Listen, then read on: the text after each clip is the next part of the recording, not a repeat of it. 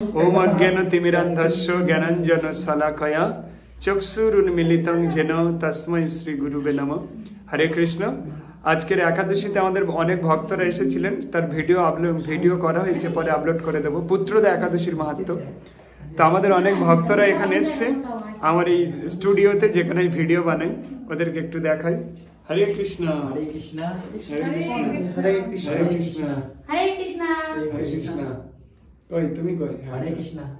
এরা সব আমাদের মন্দিরের খুব প্রিয় ভক্ত, তো ওরা এসেছে, শুনছে।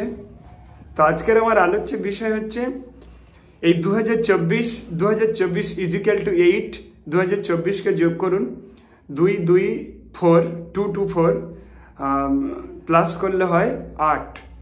8 সংখ্যা হচ্ছে স্যাটার্ন, শনি গ্রহ, গ্রহরাজ বড় দেবতা। শনি বারবার বলা ঠিক নয়, গ্রহরাজ বলাটাই ভালো। উনি হচ্ছেন গ্রহদের টপ।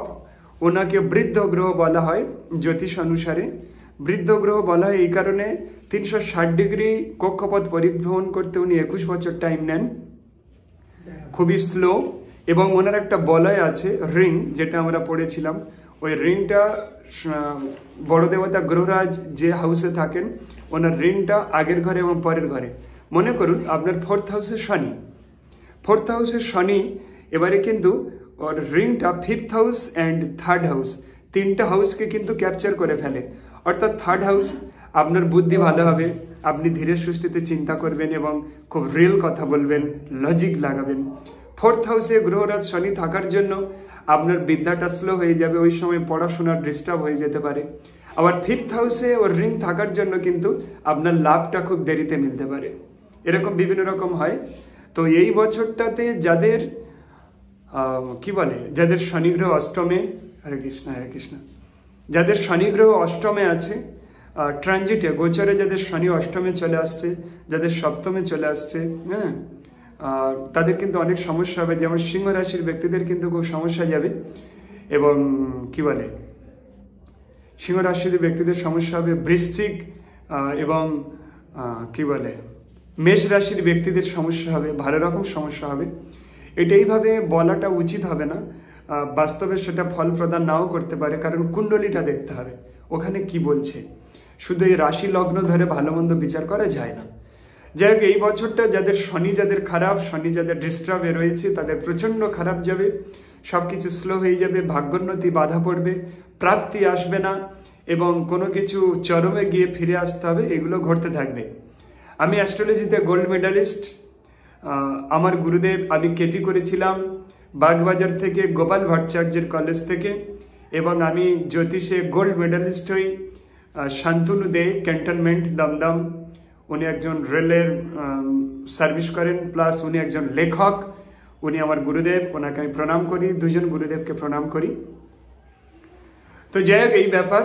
তো আমি কিছু তান্ত্রিক উপায় দেব, তন্ত্র উপায়, যার প্রভাবে উইদাউট অ্যাস্ট্রোলজিক্যাল রেমেডিজ আপনি এই অ্যাস্ট্রোলজির কোনো প্রতিকার না নিয়েও শনি, রাহু এবং কেতু, এই তিনটে গ্রহ আপনার এই সারা জীবন কোনোদিন আপনার দিকে আর তাকাবে না। তার মানে এটা নয় আপনি কুকর্ম করতে থাকবেন। আমাদের কুকর্মই আমাদের গ্রহদোষের কারণ, এই জন্ম এবং পূর্বজন্মের। তো এই গ্রহকে কন্ট্রোলে করার জন্য কিছু ছোট সিস্টেম আমি বলে দিই, যেগুলো আপনাদের করতে হবে, খুব মন দিয়ে করতে হবে। মন দিয়ে শুনুন, তাহলে দেখবেন এই 3টে গ্রহের কোপ থেকে অন্তত এই জন্মের জন্য মুক্ত হয়ে যাবেন। শনিদেব, রাহু এবং কেতু, 3টে পাপগ্রহ।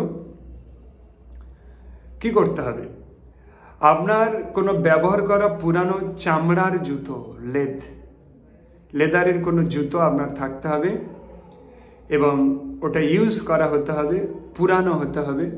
আর যদি পুরানো না থাকে, একটা নতুন কিনে কিছুদিন ইউজ করতে হবে। করার পরে কোনো একটা শনিবার দিন সন্ধ্যা 6টা থেকে রাত 12টার মধ্যে এটা কাজ করতে হবে। কেউ যেন না দেখে, কেউ যেন না শোনে, একা একা করতে হবে, ভয়ের কিচ্ছু নেই। আপনার নখগুলো অন্তত 15 দিন বা 1 সপ্তাহ কাটবেন না। পায়ের নখ, হাতের নখ, আঙুলের নখ, পায়ের নখ আর আঙুলের নখগুলো সব কেটে নিলেন।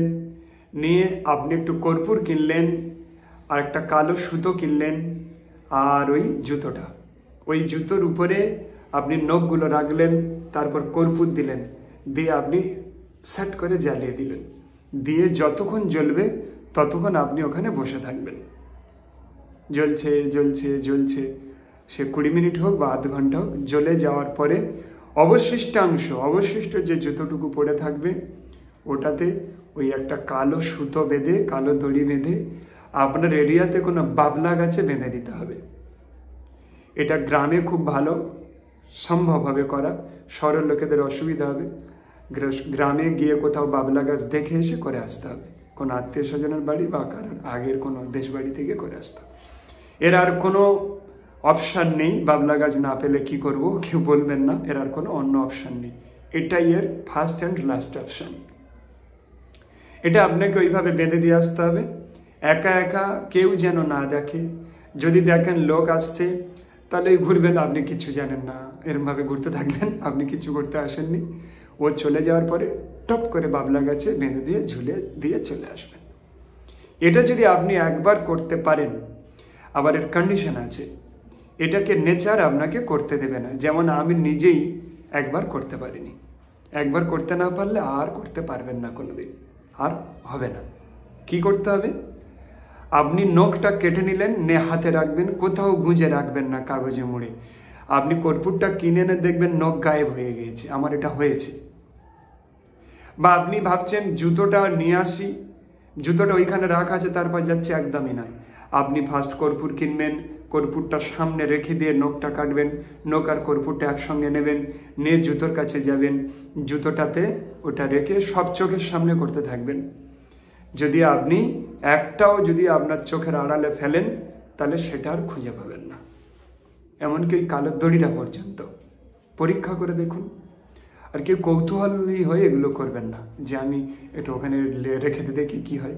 এরকম ব্যক্তিদের জন্য এটা ফুরবে না, কাজ হবে না। যারা কৌতূহল চেক করার জন্য আপনি এটা করুন, করলে কিন্তু আপনার সম্পূর্ণভাবে আপনার এই সমস্যা শনি রাহু কেতুর প্রকোপ থেকে আপনি মুক্ত হয়ে যাবেন সারা জীবনের জন্য।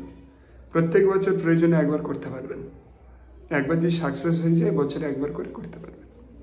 হরে কৃষ্ণ, এটা করুন, আপনি ভালো থাকুন, আপনার জীবন আনন্দময় হয়ে উঠুক, আপনার জীবনে শান্তির বাতাবরণের সৃষ্টি হোক।